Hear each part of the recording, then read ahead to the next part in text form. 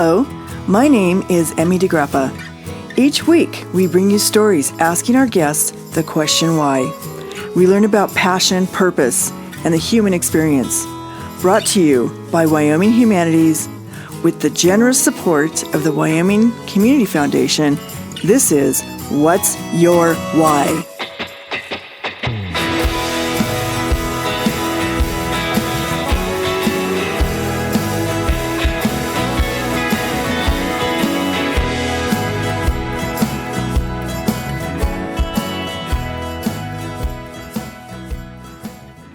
Today, we are talking to two journalists from the Wyoming Tribune-Eagle, located in Cheyenne, Wyoming, Niki Kottmann and Hannah Black.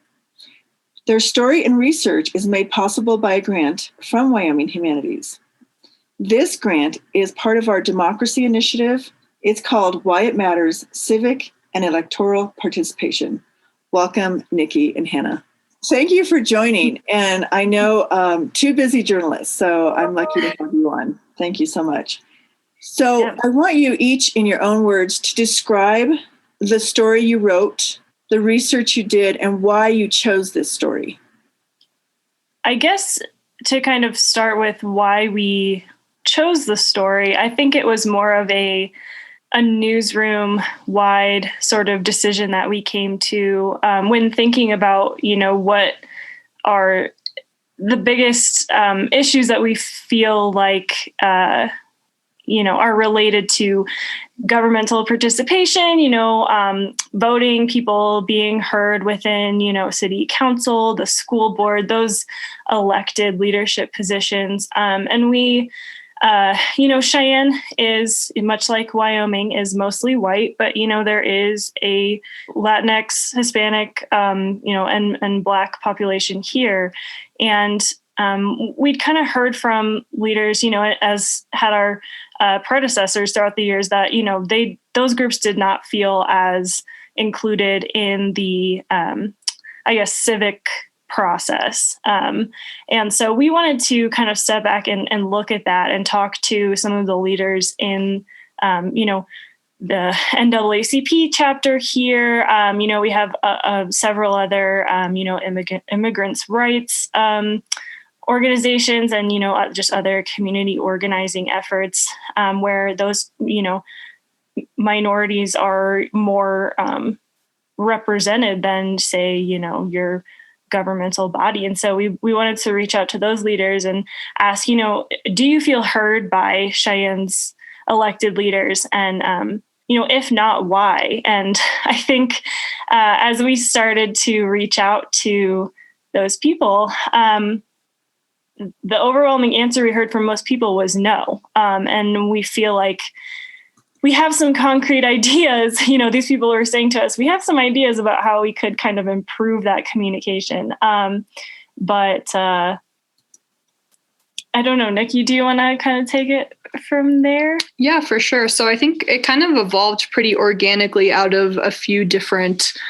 conversations that we had with our colleagues who are also working on the project. So we knew kind of broadly that we wanted to talk about representation, but what kind of happened was it kind of broke into two stories. One story that was really honing in on two specific representatives of or people of color in the community who were trying to run for office. But then Hannah and I wanted to take a step back and kind of look at more of a broad perspective at kind of what does representation actually mean in general, but particularly to people of color, of course.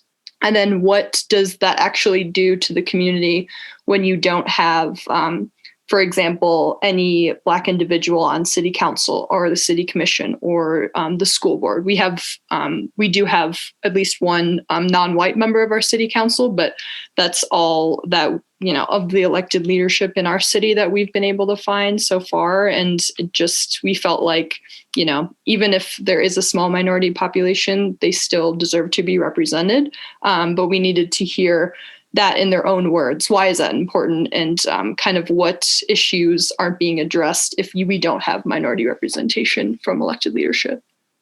And what did you discover in terms of the lack of minority leadership? Is it that they want to participate, but they don't feel welcome in participating?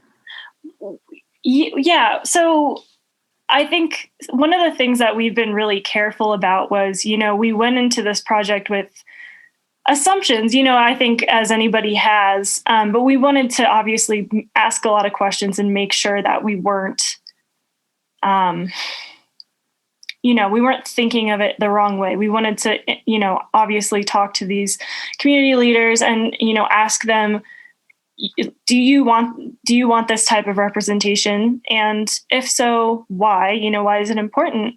And so I think what we really found was people, and I think this is a historic thing throughout this country where, Black individuals or Hispanic, Latinx individuals, there isn't necessarily an innate trust in, say an all-white city council, or maybe not an outright mistrust, but I haven't seen them work for me. I don't, what's the point of going to them for, trash cleanup on my street or something if, I just don't feel like they're going to listen to me anyway. Or I heard my friend tried to go to somebody on the city council and, they just were shut down or ignored, and then it becomes a community thing of like, well, we're going to look inward and use our own organizations to try and solve these issues. But then, there's that can be detrimental if,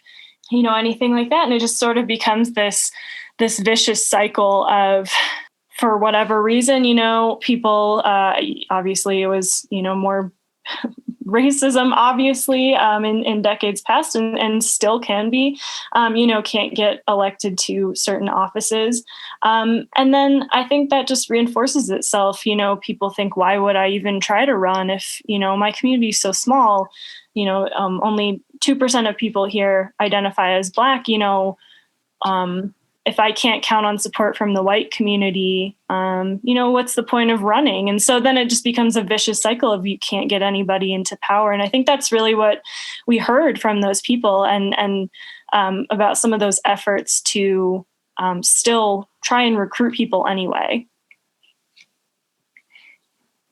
What did you discover and learn in your research that really struck a chord, maybe a personal chord with how can we do things differently? Mm-hmm. I think it's how we think about representation, especially as white members of the community. I think it was important for Hannah and I, both as white identifying women, to go into this knowing like we have our own idea or definition of what representation means. And we have put in some work to try to understand that, but then we had to put in even more work to understand what that means specifically for people in our community. I think especially last summer after all of the protests, Black Lives Matter protests, I think there are more and more people kind of challenging themselves to do more reading or just to kind of better themselves and better their understanding of what it is like to be a person of color in this in America right now, even though as a white person, you'll never fully understand, of course. But I think we had to take a step further and think, okay, well, we're also not from here. Hannah and I are not from Wyoming or from Cheyenne. We've only been here for a little while. And so we kind of had to kind of really just go into it thinking, okay, we can't have any preconceived notions.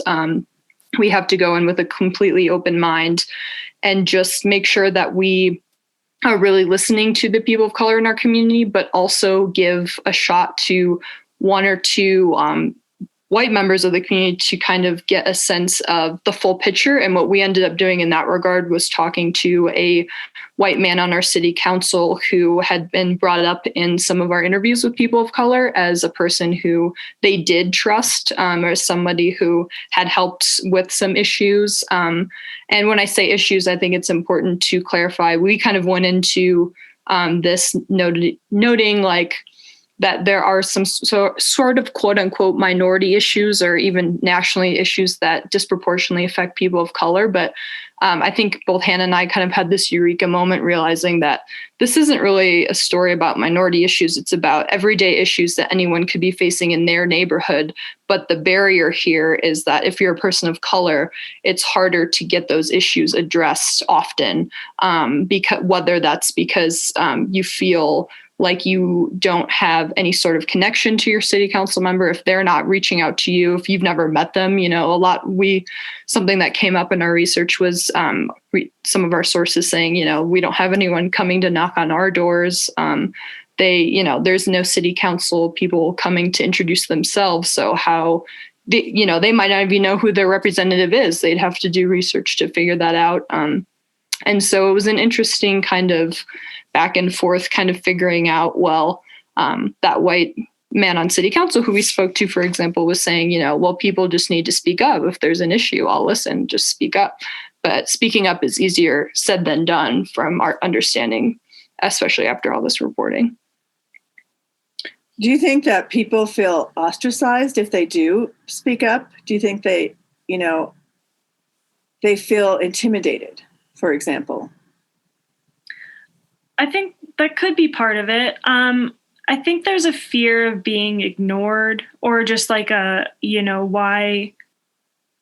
should, if they haven't reached out to me, they're my city leaders, why should I feel like they're, I guess to sort of clarify that, there's a, part of Cheyenne on the south side that I guess historically has had fewer resources dedicated to it by the city. And the residents who live there are, a lot of people are lower income, and a lot of people that live in that area are Hispanic or other people of color. And I think there's been, whether it's been intentional or not, maybe it started that way. I certainly don't want to say that today's, leaders are purposefully, overlooking certain areas of the city, because we don't know that for sure. But I think historically there's just been less resources dedicated to that area. And so when people are living in that area, or just, in maybe some of the lesser developed areas of town, they maybe feel a little bit more disconnected from anybody who would be making decisions for that area, if that makes sense. Yeah. And that disconnect kind of comes into one theme that popped up that we didn't really expect, was sort of status, and how there can be there are definitely different quote unquote statuses or like levels of connectivity among people even within the same background. Like, we talked to several Black individuals who said because they were very involved in their community, they actually felt like they had a connection with their elected leaders. Like, for example, one of my sources works with the VA, and he's very he talks to our governor several times a year. He knows him personally. Same with local leadership, knows them very well just because of the nature of his work. He's also a retired airman.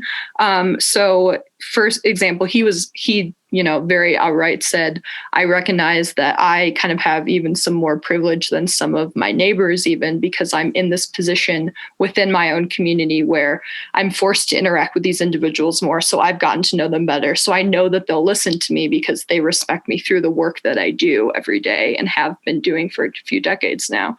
But he was saying he recognizes that many members of his community who also identify as Black individuals here in Cheyenne might not feel as connected because, just because of the nature of their own jobs. And if they don't work with as many people in quote unquote higher status, or people who are closer to elected leaders, whether they're elected leaders themselves or being in a place like Wyoming, everyone kind of knows everyone or has some connection to people. So, if he was, his neighbor might not, be working for the governor, but he could work for someone who is related to the governor, and that would still make them more connected to their leaders. So it kind of just depends on what you're also doing for a living. And so we had a lot of very interesting conversations about that and kind of how quote unquote status within your community is at play there. I think also, if I could just add something really quickly that I found in a couple of my interviews was a recognition that, for example, I talked to a former elementary school principal who now is the vice president of the Wyoming Independent Citizens Coalition, and they do work to try and speak out against inequities in the state and assist individuals with issues they're having along those lines. And she said, I used to do this thing where I feel like we always assume we know what the people on living on the South Side want or need, and not often enough do we ask them. And that was a big point that she made. And and kind of going along with that was a recognition of, maybe we should be making our meetings, our, school board meetings, city council meetings, commissioners meetings, whatever, more accessible to people who work all day or have several kids that, when they get home from work, they need to feed those kids. And it's just the last thing on their list, if it's even registered, to make their voice heard about, some issue that maybe they're concerned about in the city, but it's just not, it doesn't rise to the level of being able to, cancel other things on their schedule or get a babysitter or anything like that to, go speak out. And I think, it is easy for elected leaders to say, my door is open, I would love to hear from you. But I think when you're in those positions, what I've been hearing is that people want more of an effort for their leaders that have been elected to kind of go to them because, they're just, even with, people that non-people of color, I think anybody, especially if they're low income, is going to have a difficult time really getting that in their schedule to go to a government meeting or interact with an official like that.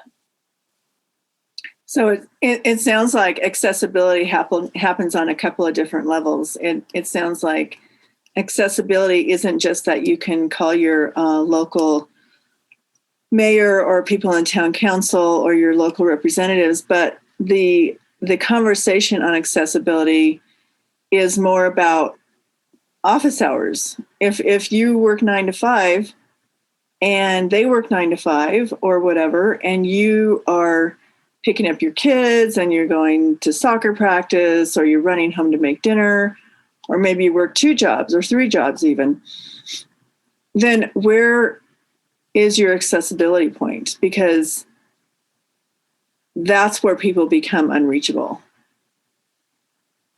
Absolutely. And it's kind of interesting too, I won't talk too much about this because it's very fascinating, easy to get off on a tangent about, but something that came up too is how, because there are so few people of color here in Cheyenne, that means that those communities, it's harder. It's almost, you'd think it would make it easier for them to be more tight knit, but actually several of our sources said the opposite, especially for the Black community.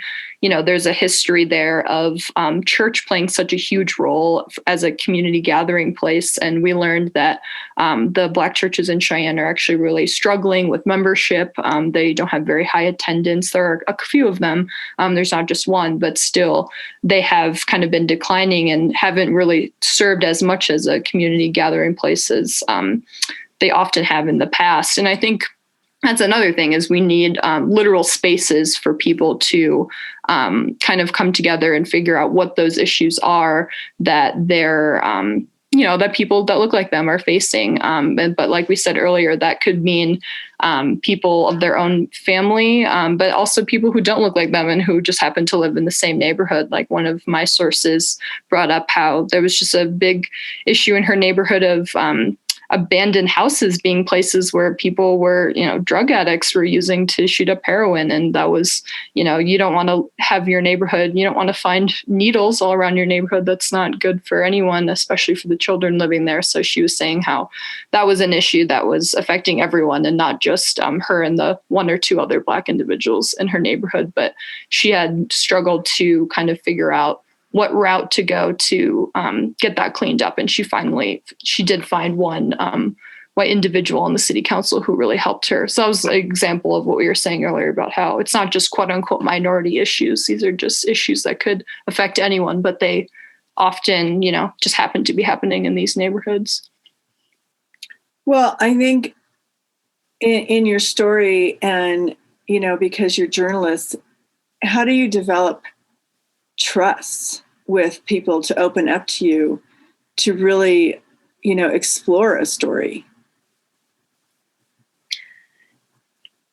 Yeah, I mean, I think with things like this, especially because we are white reporters going into a story that we knew was going to deal with race and talking to largely people of color, for me, I try to make it clear that I'm going in with an open mind and that I just want people to tell me about their experiences and that I'm genuinely curious about, these things. And I think I try to be as kind of as sensitive as possible. But I also hopefully, give people room to correct me. And I think I try to, generally in all of my interviews come off as personable and open to learning. And I think that hopefully that has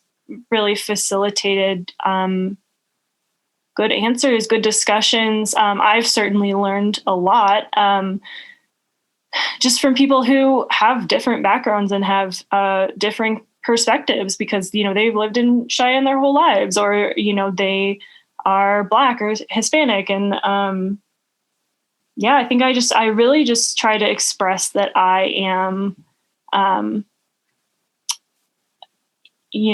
am curious and want to know about what they think and that I want to do my best to correctly convey, what they're saying to me. And I'm doing my best to get the story right.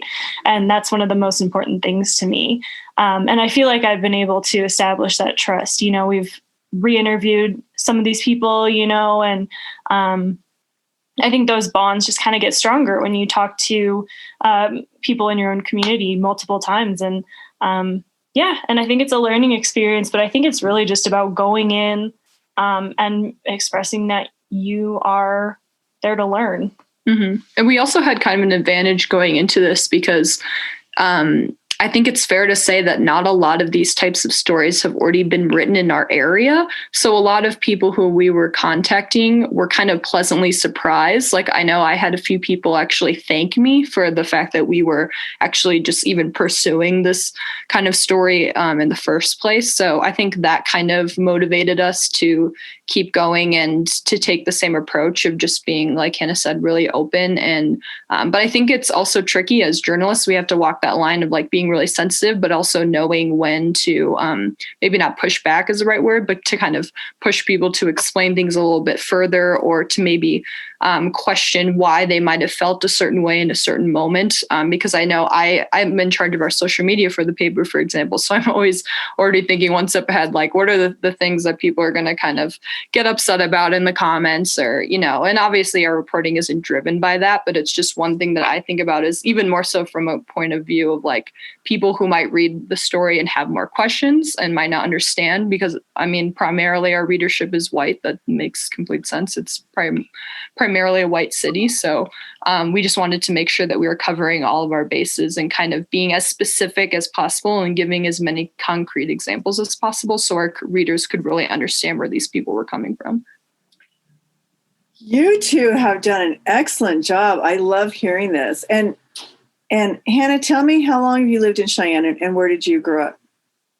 So I moved to Cheyenne in October, actually. So I've only been here about, I guess, 6-ish months. And I grew up in Kansas City, Missouri. And then my first job out of college was in Minneapolis.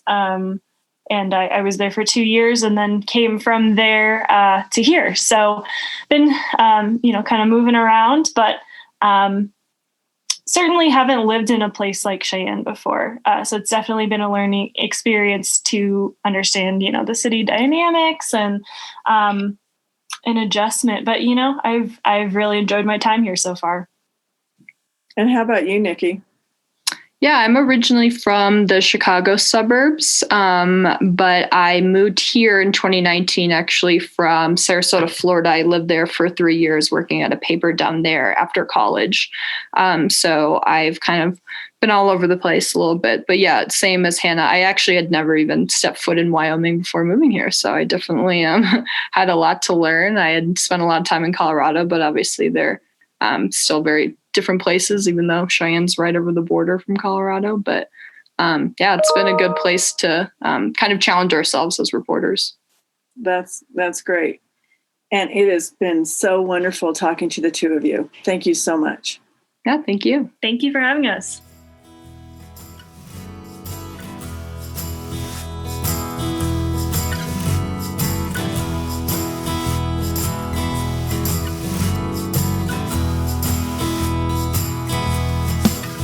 Thank you for joining us for this episode of What's Your Why?